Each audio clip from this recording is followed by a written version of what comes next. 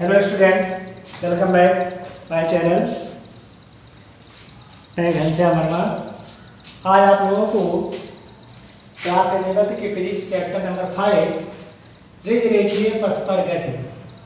ऋज रेखीय का मतलब सरल रेखीय। जब कोई वस्तु एक सीधी रेखा में गति करती है तो उसकी गति कैसी होती है? ऋज रेखीय गति होती है। ठीक है, सरल रेखीय रेखीय गति एक ही होती है। अब हम लोगों को इसमें जो इस गति का निर्धारण करना है उसको क्या कहते हैं और किस किस तरीके से इन गतियों का निर्धारण करेंगे, इन सारे टॉपिक की बात करेंगे। जिसमें पहला टॉपिक हम लोग का आता है निर्देशांक फ्रेम। निर्देशांक फ्रेम क्या है? तो निर्देशांक फ्रेम ये एक ऐसा निर्देशांक निकाय है जिसके सापेक्ष वस्तु की स्थिति एवं गति का निर्धारण किया जाता है। किसका? वस्तु की स्थिति एवं गति का निर्धारण किया जाता है। किसी वस्तु अथवा कण के निर्देशांक x, y, z मूल बिंदु के सापेक्ष वस्तु अथवा कण की स्थिति को व्यक्त करते हैं। निर्देशांक x, y, z है और उन पर उनकी स्थिति को हम व्यक्त करते हैं। एक निर्देशांक में किसी वस्तु की स्थिति को व्यक्त करने के लिए मापन हेतु एक घड़ी की व्यवस्था होनी चाहिए। यानी एक निर्देशांक फ्रेम में समय मापन हेतु घड़ी की भी व्यवस्था होनी चाहिए, जिससे कि भिन्न भिन्न क्षणों ये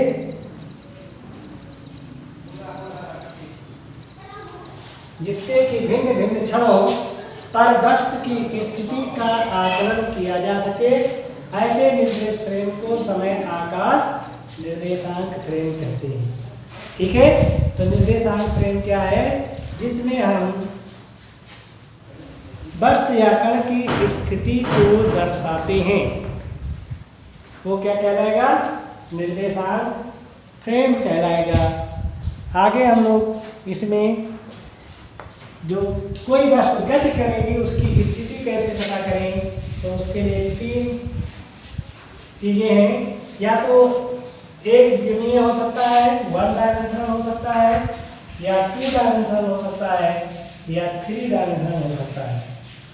तो इन वन डायमेंशनल क्या होता है, टू डायमेंशनल क्या है और थ्री डायमेंशनल क्या है, इन तीनों की चर्चा हम लोग करेंगे और फिर आगे बढ़ेंगे।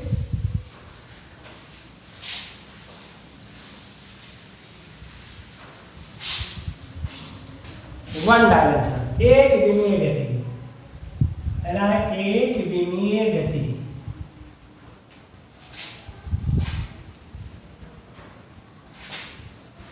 One dimensional motion.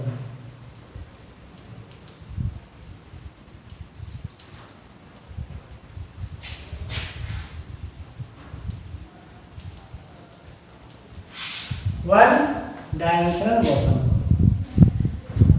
क्या है? अगर किसी वस्तु की गति का निरूपण हम x, y और z में से किसी एक ही निर्देशांक पर करते हैं। ठीक है, क्या कहा गया? यदि किसी वस्तु के या कण के गति का निर्धारण किसी एक ही निर्देशांक पर करते हैं, समय के साथ इसका निर्धारण एक ही निर्देशांक पर करें, तो ऐसे वस्तु की गति या उसे हम क्या कहेंगे? एक विमीय गति कहेंगे। जैसे कोई सीधी पटरी पर ट्रेन दौड़ रही है, किसी बाल को हम ऊपर की तरफ फेंकें या सीधे नीचे की तरफ गिरा दें, या अनंत विस्तार का कोई समतल है और उस पर कोई वस्तु दौड़ रही है, तो ऐसी गति जो होती है सरल रेखीय गति है और ये एक विमीय पर दर्शाया जाता है। तो जब हम किसी गति को x, y, z में से किसी एक अक्ष पर ही दर्शाएं तो उसे हम क्या कहेंगे? एक निर्देशांक पर दर्शाएं तो एक विमीय हो जाएगा। ऐसे अगर हम द्विविमीय की बात कर लें तो द्विविमीय टू डायमेंशनल जो होगा, नाम से स्पष्ट है कि इसके निर्धारण के लिए कम से कम दो अक्ष की जरूरत होगी, वो चाहे एक्स वाई हो जाए, चाहे वाई जेड हो जाए और चाहे जेड एक्स हो जाए। इस तरीके से जब किन्हीं दो अक्षों को लेकर के क्या करें, उस वस्तु की गति का निर्धारण करेंगे तो वह गति टू डायमेंशनल द्विविमीय गति कहलाएगी। जैसे प्रक्षेप की गति है, वृत्तीय गति है, ये सारी गतियाँ कैसी हैं, द्विविमीय है। जैसे प्रक्षेप होता है तो प्रक्षेप ऐसे होता है, तो प्रक्षेप पर एक्स एक्सिस की बात आ जाएगी और वाई एक्सिस की बात आ जाएगी, इसलिए ये क्या हो जाएगा, द्विविमीय हो जाएगा। नेक्स्ट आता है त्रिविमीय।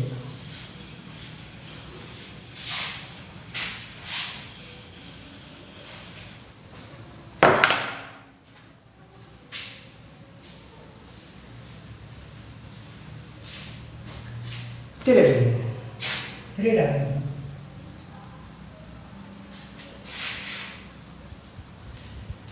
इसका मतलब क्या है कि जब हम किसी वस्तु या किसी गतिशील वस्तु की व्याख्या करने के लिए एक्स वाई जेड तीनों निर्देशांकों को एक साथ प्रयोग में लाते हैं, प्रयोग में लाते हैं।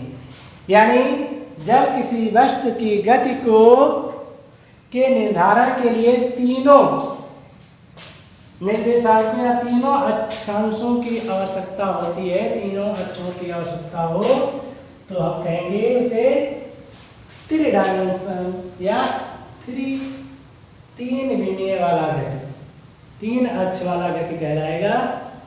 इसमें क्या आएगा, जैसे किसी बर्तन में बंद गैस के अणुओं की गति हो, जो अनियमित गति होती हैं उनको दर्शाएंगे। जितने भी सॉलिड फिगर हैं उनको हम इस पर दर्शाएंगे। तो इस तरीके से हमारे तीन प्रकार की गति हो गई। अब हम बात करेंगे सरल रेखा में गति के कुछ टर्म हैं।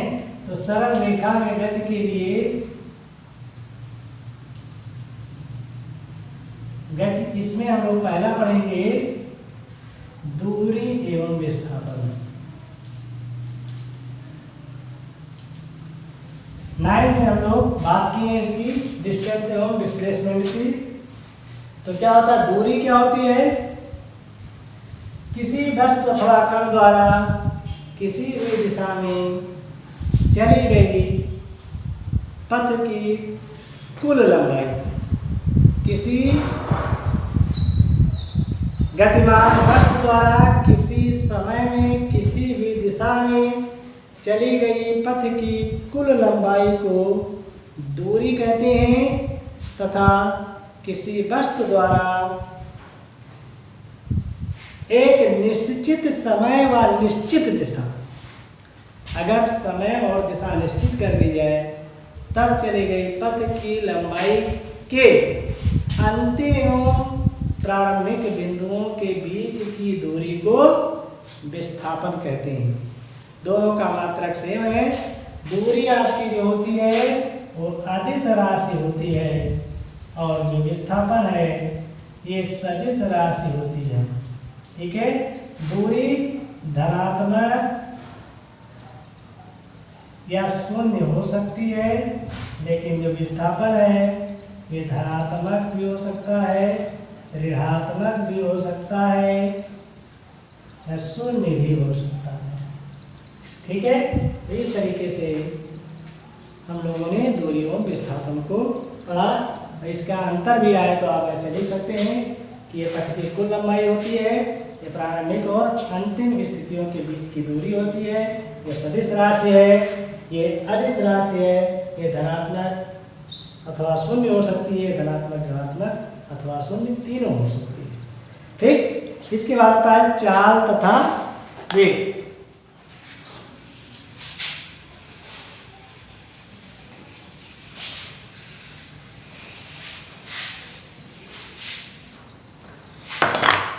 चाल तथा वेग।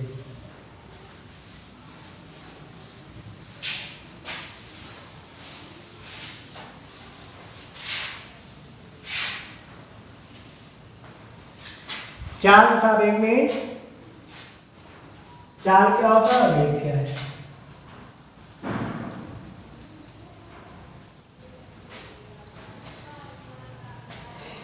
चाल क्या है? अगर सीधी बात करें तो ऐसे कहते हैं एकांक दिशा में चली गई दूरी को चाल कहते हैं, और एकांक समय में चली गई दूरी को चाल कहते हैं, और एकांक समय में निश्चित दिशा में चली गई दूरी या हुए विस्थापन को वेग कहते हैं।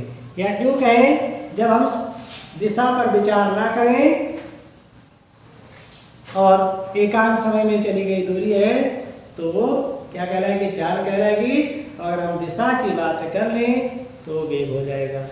तो दिशा का विचार किए बिना वस्तु द्वारा एकांक समय में चली गई दूरी क्या कहलाती है? गतिमान वस्तु की चाल कहलाती है। इसका एसआई मात्रक मीटर प्रति सेकंड होता है, यानी चाल बराबर क्या हो जाएगा? चाल बराबर हो जाएगा दूरी बटे समय। चाल बराबर दूरी बटे समय। फिर आता है चाल को दो प्रकार से डिफाइन किया जाता है, माध्य चाल और तात्क्षणिक चाल। तो माध्य चाल क्या होती है? एवरेज स्पीड क्या होती है? तो किसी गतिमान वस्तु द्वारा चली गई कुल दूरी और उस दूरी को तय करने में लगा कुल समय के अनुपात को उस वस्तु की माध्य चाल कहते हैं। तो माध्य चाल जो होती है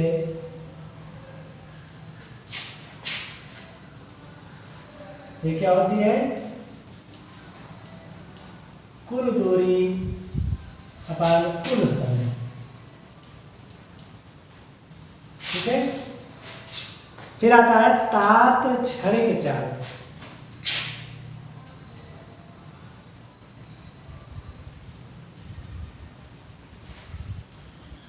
तात्क्षणिक चाल इसमें क्या है?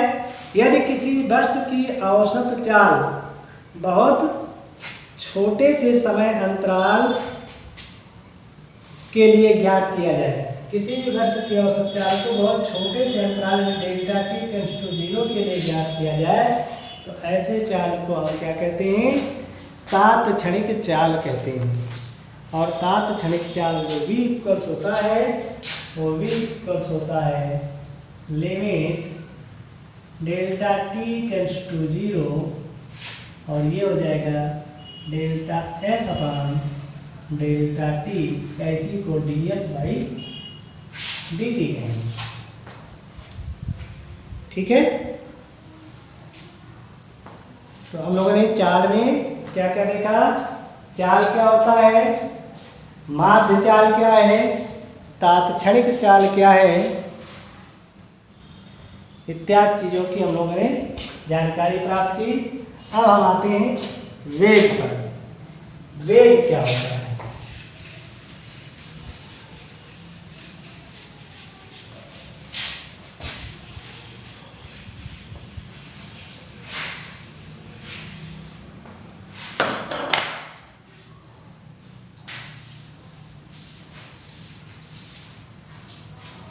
वेग हमारा हमने कहा कि जब दिशा की बात करें, चाल में बिना दिशा पर विचार की बात की गई और यहाँ दिशा की विचार करें।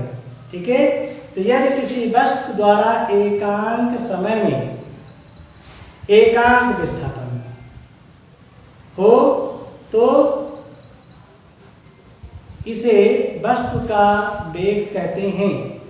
ठीक है। और वेग इसका मात्रक क्या होता है? मीटर पर सेकेंड होता है, एसआई मात्रक जैसे उसका था। क्या है? एकांक समय में एक निश्चित दिशा में हुए विस्थापन को हम वेग कहते हैं और वेग इक्वल्स होता है विस्थापन बटा समय। विस्थापन बटा समय होता है। ये भी दो प्रकार का होता है, औसत वेग औसत वेग क्या होता है?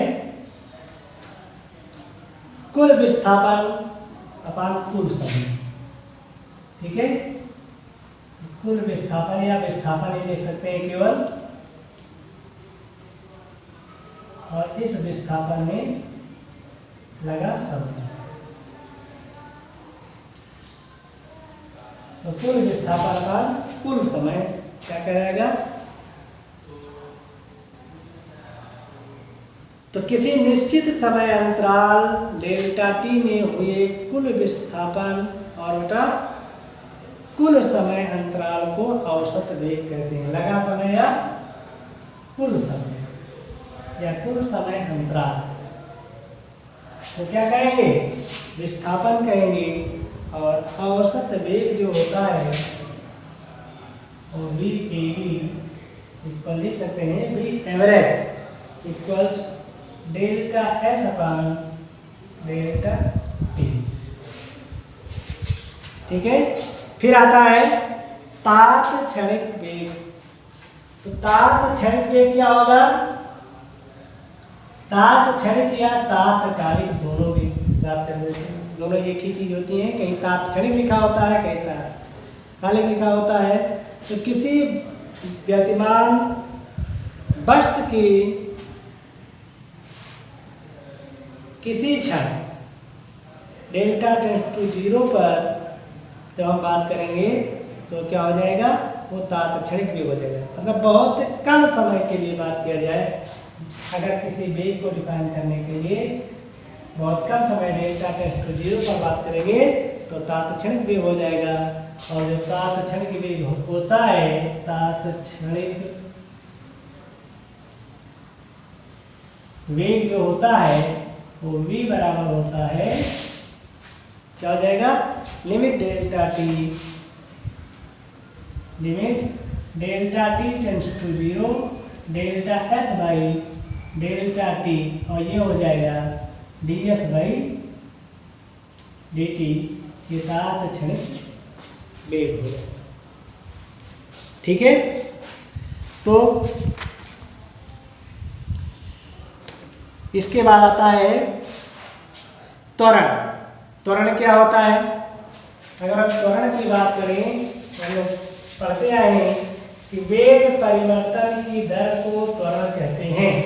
क्या कहते हैं? वेग परिवर्तन की दर।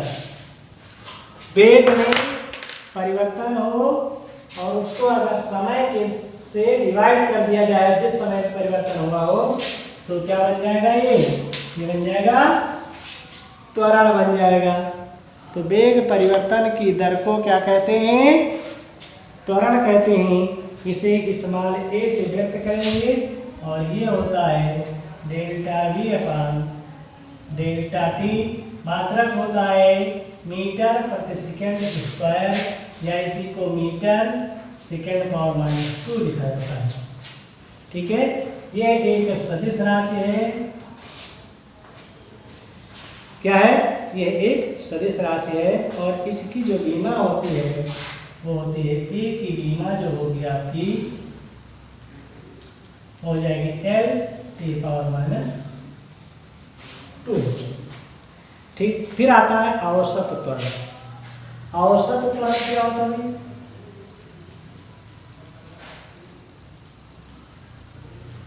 एवरेज एक्सीलरेशन क्या होता है? यदि कोई वस्तु परिवर्ती त्वरण के अधीन, किसी वस्तु का त्वरण जो है परिवर्तित हो रहा हो, बदल रहा हो, गतिमान है, तो वस्तु के वेग में हुए कुल परिवर्तन का कुल समय के साथ अनुपात क्या कहलाएगा? औसत त्वरण कहलाएगा। यदि कोई वस्तु जो है परिवर्तित त्वरण के साथ गतिमान है तो वेग में उसके जो कुल परिवर्तन होगा और उस परिवर्तन में जो कुल समय लगेगा, दोनों के अनुपात को क्या कहेंगे? औसत त्वरण कहेंगे। सपोज कर लीजिए कि मान लीजिए कि t1 व t2 समय में वस्तु के वेग v1 व v2 है, यानी t1 समय में वेग v1 था और t2 समय में ये वेग क्या हो गया v2 हो जाए, तब त्वरण जो होगा या औसत त्वरण जो होगा वो क्या हो जाएगा, औसत त्वरण हो जाएगा a इक्वल लिखेंगे इसको, a equal v2 minus v1 upon t2 minus t1 delta v upon delta v। इस तरीके से आपका क्या आ जाएगा, औसत त्वरण आ जाएगा।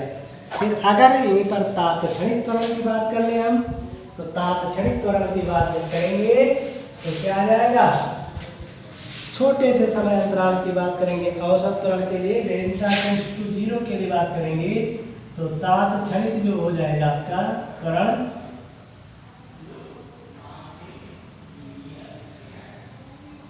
ये हो जाएगा a equals limit delta t tends to 0 delta v by delta t हो जाएगा, और ये क्या आ जाएगा dy dt हो जाएगा। ये तात्क्षणिक त्वरण हो जाएगा, और इसको हम लिख सकते हैं d और dt, b की वैल्यू होती है ds बाई dt, तो इसको हम क्या कह सकते हैं d2s बाई dt2, ये भी इसे हम लिख सकते हैं। ठीक, तो आज हम लोगों ने क्या क्या पढ़ा, निर्देशांक फ्रेम क्या होते हैं, 1 डायमेंशन 2 डायमेंशन 3 डायमेंशन में कैसे हम निरूपण करेंगे, फिर दूरी तथा विस्थापन पढ़े, चाल वेग पढ़े, त्वरण पढ़े। अब कल हम लोग रिज रेखीय गति का ग्राफीय निर्धारण देखेंगे नेक्स्ट वीडियो में। तो आई होप कि जो आज बताया गया ये आप लोगों को समझ में आया होगा। तो समझ में आए तो ज़्यादा से ज़्यादा चैनल को शेयर करें, लाइक करें, सब्सक्राइब करें। Thanks for watching.